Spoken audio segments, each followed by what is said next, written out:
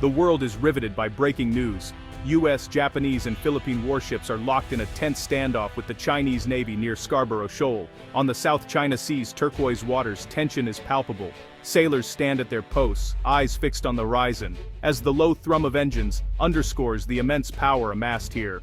The USS John Finn, JS Izumo, and BRP Antonio Luna sail in formation, not for show, but to assert freedom of navigation.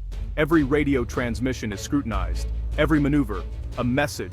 Across the contested waters, a Chinese destroyer and several aggressive Coast Guard vessels shadow the Allied flotilla, testing their resolve. The radio crackles with warnings, growing sharper.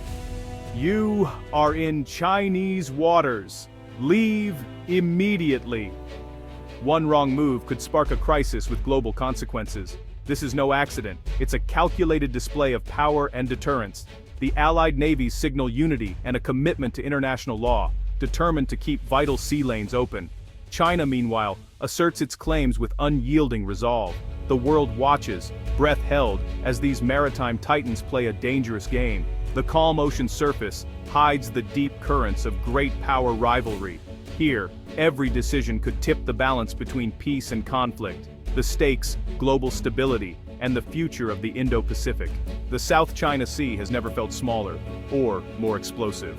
The standoff is just the latest sign of a profound shift in Asian security. The United States, Japan, South Korea, and the Philippines are forging a new alliance, driven by shared concerns over China's assertiveness. This partnership, sometimes called the New Quad, links America's treaty allies in a tighter, more integrated network.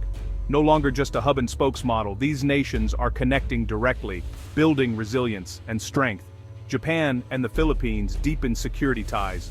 South Korea and Japan set aside old rifts to face common threats. Their mission deter conflict and keep the Indo-Pacific free and open. Protecting vital trade routes is paramount. Any disruption would shake the global economy. Joint patrols and exercises send a clear message. No single nation will dominate these waters. The alliance is a response to a changing world, built on shared values and a commitment to a rules-based order. It's defensive, not provocative, designed to prevent conflict, not start it. By standing together, the Allies hope to convince China that aggression is too costly. Their bet collective strength will preserve peace in one of the world's most dynamic regions. The stakes are nothing less than the future of Asia's security. At the heart of this alliance is a strategic triangle: the United States, Japan, and the Philippines. This isn't just theory, it's operational reality. Direct military links now allow for instant intelligence sharing and coordinated responses. If a Philippine vessel is threatened, its location and video feed can be shared in real time with American and Japanese commanders. This synergy means rapid support, military or diplomatic, can be mobilized instantly. The triangle counters gray zone tactics like maritime militias by exposing and deterring ambiguous threats. Each nation brings unique strengths: US global reach, Japanese technology, Philippine geography. Together they form a defensive bloc, greater than the sum of its parts. The message is clear: the security of one is the security of all. This web of defense is a formidable deterrent in the Indo-Pacific. To grasp the new strategy, look at Asia's map differently. Two island chains, first and second, form natural barriers between China and the Pacific.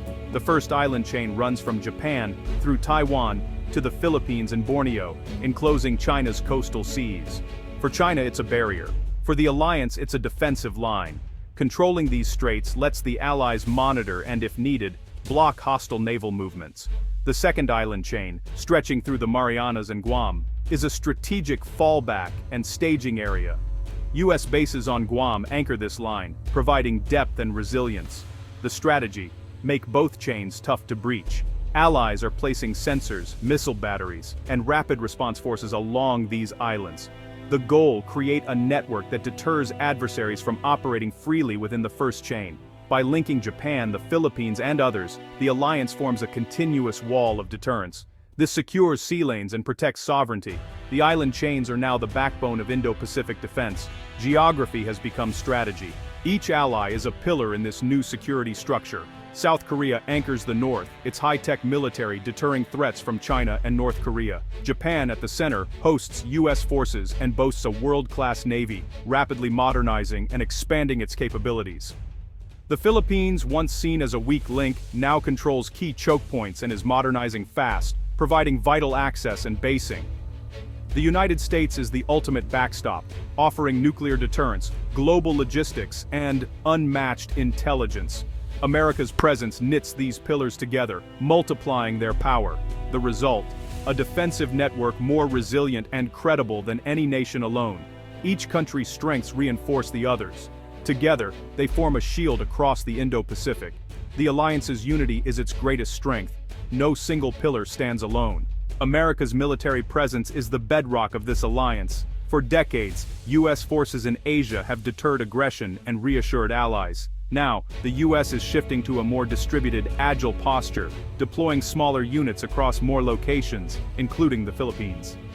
Expeditionary advanced base operations let Marines and Army set up rapid response sites on remote islands, bolstering the first island chain. Integration with allies is deeper than ever. Joint exercises are frequent and realistic.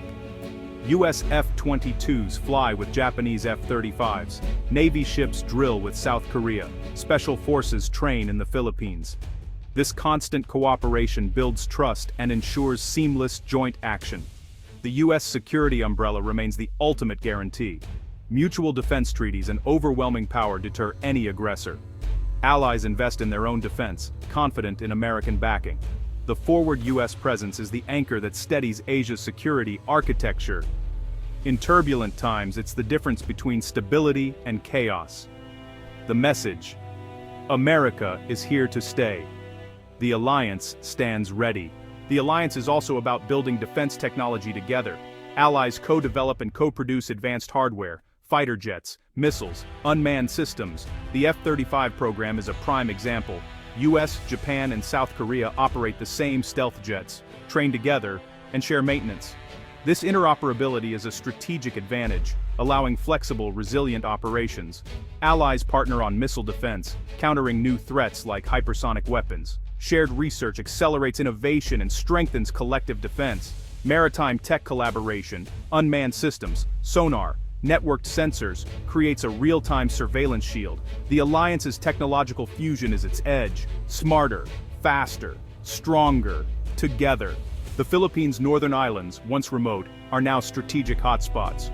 Batanes and Cagayan, near Taiwan, control the Luzon Strait, a key naval gateway. Under the Enhanced Defense Cooperation Agreement, the U.S. upgrades Philippine bases, enabling rapid deployment of forces and equipment. No massive new bases, just smarter, more flexible facilities. Coastal missile systems, radar, and air defenses create a porcupine defense, making attacks costly. Holding the Luzon Strait and Bashi Channel is central to the island chain strategy, bottling up adversaries. The Philippines is now a frontline state, not just in the South China Sea but in any Taiwan contingency.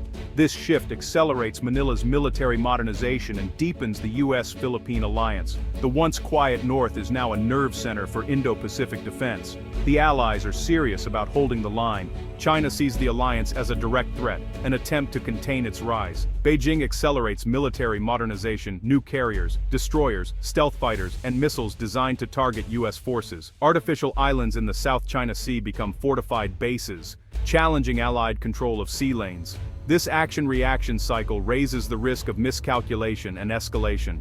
A single incident, a standoff, a close encounter, could ignite a crisis. The region is a tinderbox. The stakes are global.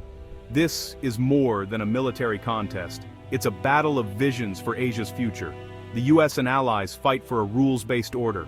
China seeks regional preeminence. The outcome will shape the 21st century. Cooperation or conflict, order or might makes right. The new Asian alliance stands on the front line of this defining struggle.